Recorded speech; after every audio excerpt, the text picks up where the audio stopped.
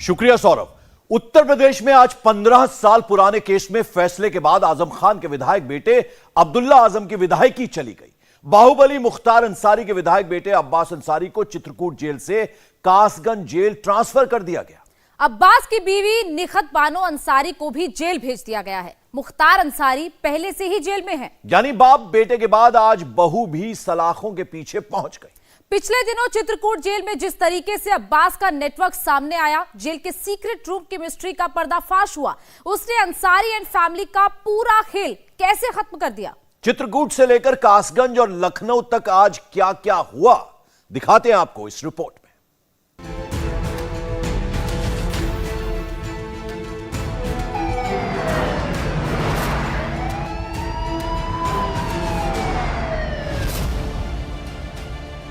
योगी का ऑर्डर, मुख्तार के बेटे का jail transfer.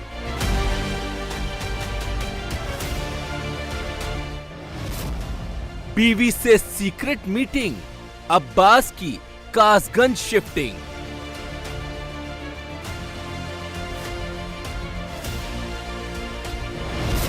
Chitrakoot to Kasganj jail, Mukhtar gang पर कसी नकेल।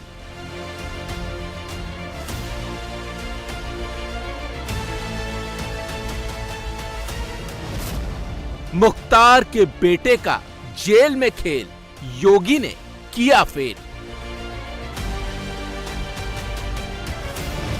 यूपी की यह वही जेल है जो चंद रोज पहले तक पूर्वांचल के माफिया मुख्तार अंसारी के बेटे अब्बास अंसारी की ऐशगाह बनी हुई थी। कैसे अब्बास जेल को अपनी प्राइवेट प्रॉपर्टी समझता था, कैसे मुख्तार अंसारी का नेटवर्क जेल से ऑपरेट होता था, अब्बास की खातिरदारी में कितने अफसर तैनात रहते थे, अब्बास से मिलने वालों को कैसे बिना एंट्री इजाजत मिलती थी, और क्या अब्बास को जेल से भगाने का प्लान रेडी हो रहा था। एक एक डिटेल विद प्रूफ आज आपके सामने होगी। लेकिन पहले इस केस में अपडेट की सबसे लेटेस्ट तस्वीर देखिए। मुख्तार के बेटे अब्बास अंसारी को चित्रकूट से कासगंज की जेल में शिफ्ट कर दिया गया है और उसकी बीवी निखत अंसारी को गिरफ्तार कर लिया गया है। पुलिस की एफआईआर में अब्बास अंसारी, निखत बानो, निखत के ड्राइवर नियाज, चित्रकूट जेल के jailer Ashok Kumar Sagar, deputy jailer Sushil Kumar, constable Jagmohan और ड्यूटी पर तैनात बाकी 8 कर्मचारियों को आरोपी बनाया गया है। निखत बानो और नियाज की गिरफ्तारी हो चुकी है। जेलर, डिप्टी जेलर, कांस्टेबल समेत 8 जेल कर्मचारियों को सस्पेंड कर दिया गया है। जेल में अब्बास अंसारी से निखत अंसारी की मुलाकात कौन करवाता था, इसका पूरा रिकॉर्ड खंगाला जा रहा है। फिलहाल जो इंफॉर्मेशन मिल रही है उसके मुताबिक अब्बास और निखत की मुलाकात के लिए जेल कर्मियों को मोटा पैसा मिलता था।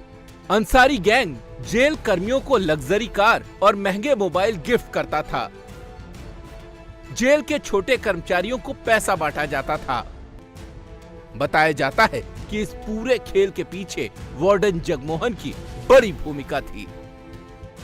जगमोहन वही वार्डन है जो शूटर मुन्ना बजरंगी के साथ बागपत जेल में रह चुका है। चित्रकूट जेल में गैंग वॉर के दौरान भी जगमोहन तैनात रह चुका है। सूत्रों के मुताबिक जगमोहन खुद को अब्बास अंसारी का करीबी बताता था। इसके साथ ही अब्बास से मिलने वाली रकम का बड़ा हिस्सा खुद हजम कर लेता था।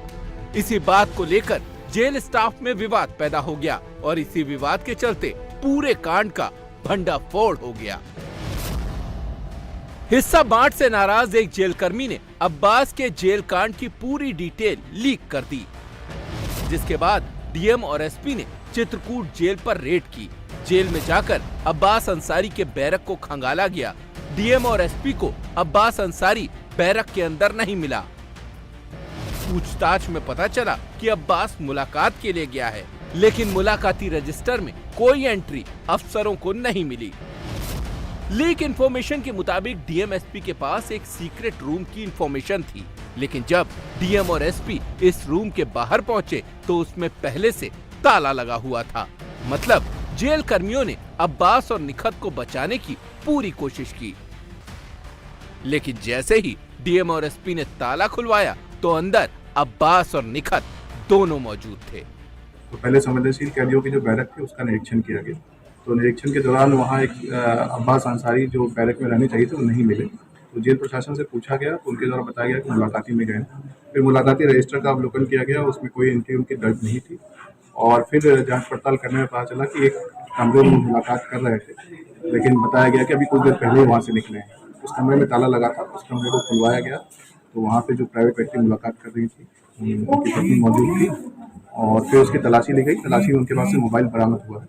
ये मेरे और एसपी द्वारा संयुक्त रिपोर्ट प्रेषित कर दी गई है और डीआईजी जेल द्वारा स्वतंत्र रूप से जांच की जा रही है। जेल के जो अधिकारी कर्मचारी हैं उनको भी संदिग्धता के आधार पर उसमें मुकदमा दर्ज किया गया है। ये जांच का विषय है, सीसीटीवी रिकॉर्डिंग सभी सील की गई है, उसके आधार पर कार्रवाई की।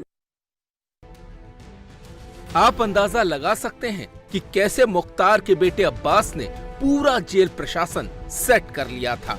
हर आदमी उसके इशारे पर काम करता था। सीक्रेट रूम में वो अपनी बीवी से मिलता था, फोन पर लोगों से बातें करता था। मुख्तार के पूरे नेटवर्क की डीलिंग जेल के सीक्रेट रूम में बैठकर करता था। एसपी और डीएम ने जब अब्बास के इस कांड का खुलासा किया तो जेल से फोन भी मिला, कैश भी मिला, जेवर भी मिले और सऊदी का रियाल भी मिला। मिली थी कि चित्रकूट जेल में कुछ अनाधिकृत गतिविधियां चल रही हैं और अनाधिकृत रूप से प्राइवेट लोग जो हैं बंदियों से मिल रहे हैं। तो उसी सूचना के आधार पे डीएम महोदय एवं मेरे द्वारा जाकर एक आकस्मिक निरीक्षण जेल का किया गया था एवं जो संवेदनशील बैरक्स हैं उन सभी की चेकिंग की गई थी। तो उसी क्रम में हमने पाया कि अब्बास अंसारी अपने बैरक में मौजूद नहीं थे और फिर कारागार विभाग के जो कर्मी थे उनसे जब पूछताछ की तो पता लगा कि उन्हें प्राइवेट में मुलाकात करने की अनुमति दी गई है और जो कार्यालय है कारागार का उधर ही एक प्राइवेट कमरे में उनकी पत्नी से मुलाकात कराई जाती है, जिसका विवरण मुलाकात रजिस्टर में अंकित नहीं किया जाता है। तो उस कमरे में जब जाकर देखा गया तो उनकी पत्नी वहां मौजूद मिली एवं उनके पास मोबाइल फोन्स प्राप्त हुए जो कि कारागार के नियम के विरुद्ध है। तो इसी आधार पे हमारे द्वारा संयुक्त रिपोर्ट प्रेषित की गई थी गृह विभाग को, कारागार विभाग को। उनके द्वारा एक स्वतंत्र जांच इसमें कराई जा रही है जिसमें कारागार विभाग की भूमिका है उसको स्पष्ट किया जाएगा। एवं इसी क्रम में हमारे द्वारा सुसंगत धाराओं में प्राइवेट व्यक्ति जो अब्बास अंसारी से मिल रहे थे उनके विरुद्ध एवं कारागार विभाग के अधिकारियों एवं कुछ कर्मियों के विरुद्ध मुकदमा पंजीकृत किया गया है। उनके पास से 2 मोबाइल फोन्स, कुछ सोने की ज्वेलरी और कुछ कैश बरामद हुआ। बताई जा रही है सऊदी रियाल थोड़ा बरामद हुआ। अब तक मुख्तार अंसारी और उसका बेटा अब्बास अंसारी जेल में था, लेकिन अब मुख्तार की बहू निखत बानो अंसारी भी सलाखों के पीछे पहुंच गई है। निखत के खिलाफ 11 धाराओं में केस दर्ज किया गया है। पहले भाई, फिर भतीजा और अब बहू की गिरफ्तारी पर सांसद अफजाल अंसारी फुल टेंशन में आ गए हैं। डिजिटल डायरी में क्या था ना था, डायरी उनकी है, रजिस्टर उनका है, जेल उनका है, परिसर उनका है। वो मिलने गई है, ये सत्य है। अब कोई महिला है, अगर उसके हाथ में कंगन है, उसके गले में सिकड़ी है, उसके कान में बाली है, आभूषण भी मिला है। कहा आपसे कि उसकी एक सहायिका जो बच्चे को खिलाती है वो वहीं गेट पर साथ में थी, बच्चा उसकी गोद में था और इसका जो लेडीज पर्स होता है वो भी उसी लड़की के पास था। वो लड़की अंदर नहीं गई थी मिलने के लिए, लेकिन जब हाकिम लोग वहां पहुंचे हैं, कोई कार्रवाई करना है, तो वो सब कुछ उस लड़की से ले लिया गया और उसके अंदर से मोबाइल फोन भी मिल गया और जेवर भी मिल गया, 21,000 रुपया भी मिल गया और उसको उसके पास से और जेल के भीतर से बरामद होना दर्शा करके मुझे तो लगता है कि ऐसी कहानी है कि गुलशन नंदा की कहानी झूठ हो जाएगी।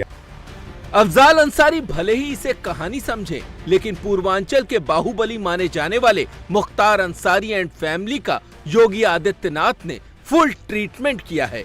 इंडिया टीवी के स्पेशल इंटरव्यू में सीएम योगी इस बात को एक्सेप्ट भी कर चुके हैं। मैं आज आपसे पूछना चाहता हूं कि ऐसी क्या वजह आपको पता लगी कि ये व्यक्ति जेल की, पंजाब की जेल में इतना आराम से रह रहा था मुख्तार अंसारी, और यहां आने के बाद फिर जो सलूक होना था वो हुआ? देखिए, ये हम सबका बड़ा दुर्भाग्य है कि इस प्रकार के पेशेवर माफिया और अपराधी किसी न किसी रूप में सत्ता का संरक्षण प्राप्त कर लिया करते थे। मुख्तार अंसारी ने पहला अपराध 1978 में किया था और 1978 से लेकर के लगातार अपराध करता रहा। आज भी उस पर 54 से लेकर 58 मामले अलग अलग थाना क्षेत्र में उत्तर प्रदेश के अंदर दर्ज हैं। पहली बार 44 वर्ष के बाद पहली बार उस माफिया को सजा हुई है। एक लोअर कोर्ट से हुई है, एक मामले में, दो मामलों में लोअर कोर्ट से हुई है और एक मामले में हाई कोर्ट से हुई है। आखिर क्या कारण है कि लोग हत्या करें, अपहरण करें, जबरन कब्जा करें और कोई इनके खिलाफ गवाही नहीं देता?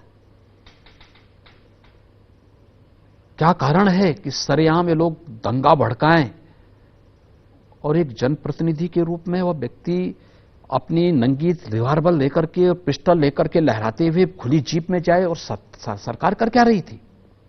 क्या कर रही है सरकार? ये काम किसी व्यक्ति का नहीं होना चाहिए। ये तो फोर्स है, उसके लिए दंगा अगर हो रहा है फोर्स रोके उसको, लेकिन नहीं, उसको पूरी छूट दी जाती है। आप उस तस्वीर की बात कर रहे हैं मुख्तार अंसारी मऊ में जीप के ऊपर बैठ के चल रहे? मैं उसी की बात कर रहा हूं। इसी प्रकार की स्थिति प्रयागराज में भी थी। क्या स्थिति बना के रखी थी? सैकड़ों एकड़ शासन की भूमि को, विकास प्राधिकरण की भूमि को कब्जा करके वो कॉलोनी बसाया जा रहा है। कोई रोकने वाला नहीं, कोई टोकने वाला नहीं। अपराध पे अपराध किए जा रहे थे, यानी कहीं भी कोई उसके खिलाफ बोलने वाला नहीं। आखिर किसी को तो स्टैंड लेना पड़ेगा। और कब तक चलेगी अराजकता? एक व्यक्ति के लिए हम 25 करोड़ आबादी के जीवन को दांव में लगा दें? ये नहीं हो सकता। हमारे लिए उत्तर प्रदेश की जनता महत्वपूर्ण थी और इसलिए हम लोगों ने कहा कि नहीं, अगर इन माफियाओं से हम सख्ती से निपटेंगे नहीं तो 25 करोड़ प्रदेश की जनता के हितों के लिए फिर हम कुछ भी करने में सफल नहीं होंगे। और उत्तर प्रदेश के परसेप्शन को तो बदलना ही पड़ेगा। प्रदेश में कानून का राज होगा, उत्तर प्रदेश दंगा मुक्त होगा, बिना भेदभाव के शासन की योजना जब हर जाति, मत और मजहब के लोगों को मिल रहा है, किसी के पर्व और त्योहार में किसी प्रकार का डिस्टर्बेंस नहीं है, सबको फ्रीडम है हर प्रकार की, तो फिर अराजकता फैलाने की और दंगा करने की छूट भी किसी को नहीं देंगे। और हम लोगों ने पहले दिन सब पे बराबर लागू किया और कानून आज भी प्रदेश के अंदर सब पे बराबर लागू है। यूपी में योगी का फंडा एकदम क्लियर है। अपराधियों के खिलाफ जीरो टॉलरेंस की पॉलिसी है। यूपी की जिस महिला आईपीएस वृंदा शुक्ला ने इस कांड का पर्दाफाश किया, आज डीजीपी ने 50,000 के नकद इनाम के साथ उस लेडी ऑफिसर का सम्मान किया। लेकिन चित्रकूट जेल में जो हुआ उसने यूपी सरकार को सोचने के लिए मजबूर जरूर कर दिया है। यूपी के कारागार मंत्री अब सभी जेलों की जांच की बात कह रहे हैं।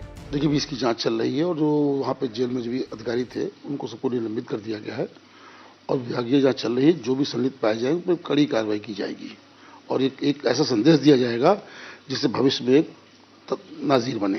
जैसे अब्बास अंसारी का मामला सामने आया, जेल में कई अपराधी, सभी अपराधी बंद होते हैं, कई बड़े अपराधी भी यूपी के जेल में बंद हैं, तो ऐसी जेलों पे कुछ खास नजर होगी जहां बड़े अपराधी सजा काट रहे हैं? देखिए, सभी जेलों में सुरक्षा व्यवस्था बहुत अच्छी थी और सभी अपना काम अच्छे से कर रहे थे। ये घटना ऐसी घट गई है जिससे हमको सोचने में मजबूर किया कि हम लोग एक बार फिर से निरीक्षण करना चाहिए और नई दिशा में बढ़ना चाहिए आगे। तो कैसे आप लोग निरीक्षण फिर से करेंगे? बिल्कुल निश्चित रूप से निरीक्षण किया जाएगा और जांच की जाएगी। हम लोग जाएंगे, स्वयं जाएंगे और सुरक्षा व्यवस्था देखेंगे, कहाँ पे क्या व्यवस्था है, जो भी कमी होगी वो ठीक किया जाएगा। योगी सरकार में यूपी का लॉ एंड ऑर्डर सुधरा है, इसमें कोई शक नहीं, लेकिन चित्रकूट की जेल में जो हुआ वो फिर किसी जेल में ना हो, इसके लिए सरकार को अलर्ट रहने की जरूरत जरूर है। इंडिया टीवी हर वक्त हर जगह डाउनलोड करने के लिए सर्च करें India TV news Google play store या ऐप स्टोर पर।